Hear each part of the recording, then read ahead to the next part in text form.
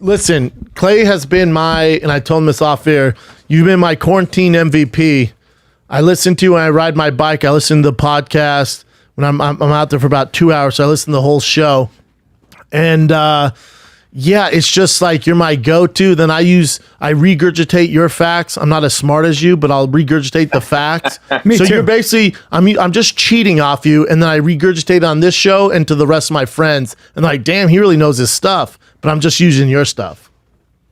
I appreciate that. Look, I've said this before. If you listen to the show, you know what I'm talking about. Like, I tend to, whenever there's a danger or fear, I want to know everything about it. Almost like if I'm in a fight with the media, because I feel like there's so much what I've been calling fear porn out there, convincing everybody, hey, you're all going to die, never leave your homes, doesn't matter what it is.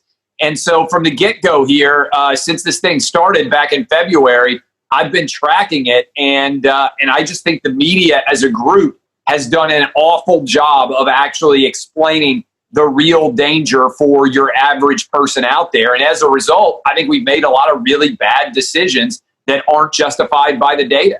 Well, that's what surprises me is why in the world wouldn't somebody who's reasonable look at the actual data? I understand that in the beginning, nobody knew what this was, and they were terrified that the hospitals would be overrun, and there were projections that said that this thing could be very deadly for everybody. So you have to give some compassion to everybody who shut us down, even though it's never happened in our history. But you know, I can understand. I always called for a targeted quarantine as soon as we learned that the most vulnerable were people who are older. You were saying that for a while, though, weren't you, Clay? You're saying they should have been targeted quarantine. I mean, I think you look at the data from the very beginning, and you guys are raising the right questions. I think we should have had a targeted quarantine, right? Because around half of all the deaths in this country have come out of nursing homes. And nursing home residents represent, I think it's 0.6% of the entire American population.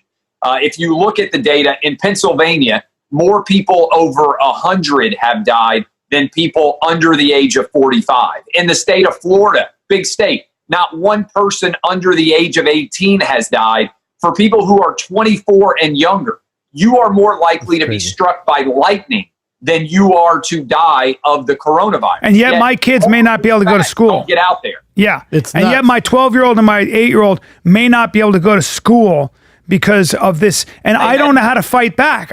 What drives me nuts is I don't feel like I live in a representative democracy. And for whatever reason, I feel like there are powerful elements in the media that seem to enjoy this shutdown. They have a job every day, and the rest of people. And I'm really worried that the fact that most of the businesses that will fail are small businesses, which is the backbone of this country, which is the middle class. And what's left then? You know, survives this large corporations. So now we have a serfdom. We've got a serf class, all who have to get a job at either Walmart, Amazon, Apple, whatever, who've all done very well with this. Clay, did you move to Florida during all this? Is that right?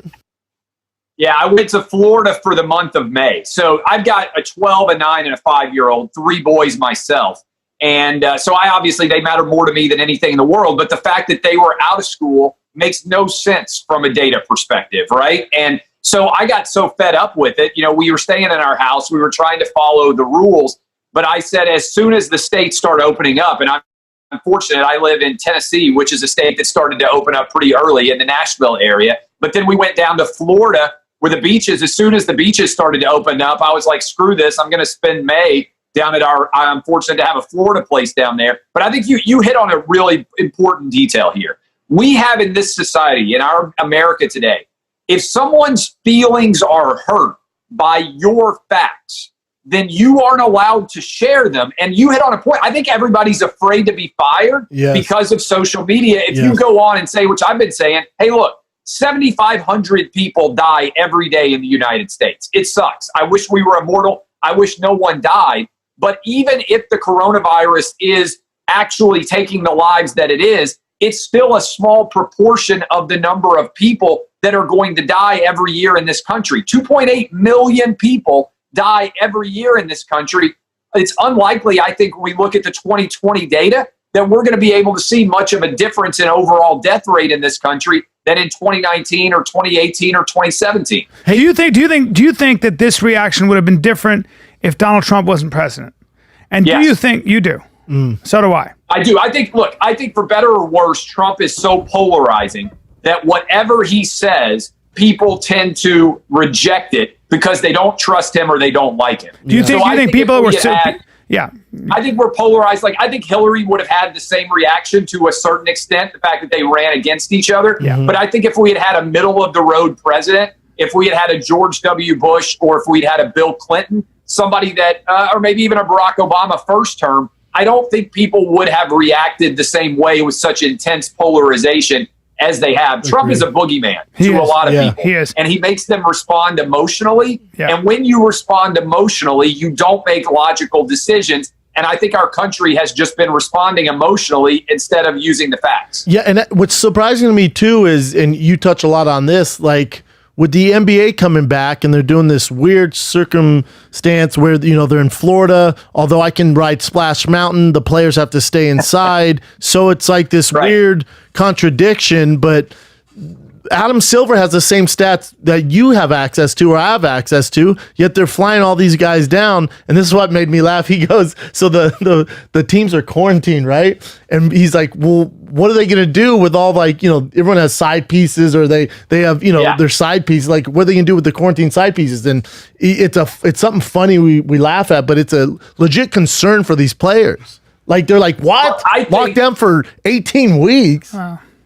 I think Adam Silver is implementing a plan that might have made sense in the worst days of April by August. And the analogy I'm using, first of all, it is funny to think if I were an NBA player, a single NBA player, and I was trying to get my girls in, I would be like Shawshank Redemption. I'd be trying to probe all the different, you know, like bubble aspects, the security guards. Who can I bribe off? What can I do to get some girls into the bubble? You Not need to stay with me for 18 weeks, but to stay with me for just a day or two, right? So I would start there. But when you can when you can go to Harry Potter World, and when you can go to Legoland, and the NBA players are not going to be allowed to leave a bubble inside of Disney World, I think they are going to look ridiculous because we're going to have 30,000 people at NASCAR on July 15th. Is that right? Is that right? College football in the 30,000 people. Yes. 30,000. What state is that? That's 20%. That's 20% of the population that ordinarily could get in because it seats 150,000. Wow. But still, on July 15th in Tennessee, 30,000. And you're telling me in October, the NBA is still going to be playing without fans present? It's crazy. It's crazy. Plus, I think that they would wrap the NBA Finals in October. So that's right. I mean, but by August, September, you're going to leave these guys in there? When most societies can be back to normal, I'd assume by August and September. It's mind blowing. Maybe you know this: the people that are driving this narrative, politicians listen very closely to health professionals and to other people. These decisions aren't made by Gavin Newsom alone. For example, he's got a group of people around him that are telling him 15 different things. Was this a situation, and is it still a situation? I don't know if you know this, where health bureaucrats, and I don't mean that in a disparaging way, but they're health officials. And we know that people who are doctors are good people, but they're very cautious. They're typically very, very cautious. Are they the ones who are calling all the shots here? What's going on? Like, how did this shutdown last this long?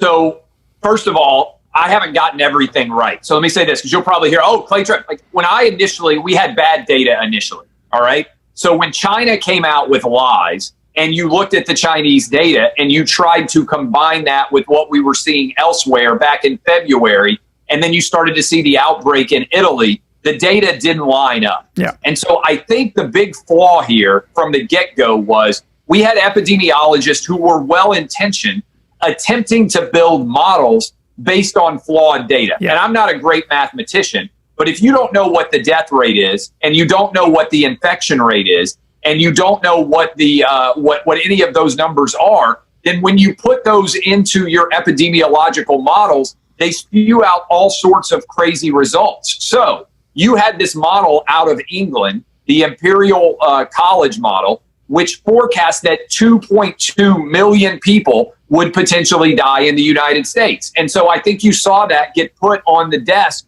of all the governors, and all the presidents and everybody else in the White House. Before we even and knew, they said, my God, if this happens, this is Scared unlike everybody. anything we've ever seen before. But it was a flawed model, and we followed flawed models, which were way in excess of what the reality. I've heard that it's not a respiratory disease. I've heard it's actually a blood disease. So we didn't even know. There are so many different things we still don't know well about this virus. That, for instance, we heard all the time about how much we needed ventilators. And then later we found out actually treating people with ventilators might be a negative in terms of being able to save them. So we have been trying to learn on the fly. And I think the original sin here was we bought into what China told us and what the World Health Organization told us, which allowed us to rely on data that wasn't real, myself included, as somebody who was paying attention to all of this. And we've had to try to catch up to the perceptions which have not been necessarily reflected in real data. And we haven't done a good job. I think initially, I've said this, look, if we wanted to shut down for a couple of weeks back in March because we really didn't know what we were doing, you could justify that as a safer than sorry measure. But the idea that anybody's still locked down right now anywhere in this country is insanity. I can tell you this right now. Yeah. Watch your tone. Okay. What's going to happen? What are you going to do? Use some of that boxing you've been doing? Don't you fucking disrespect. Hey.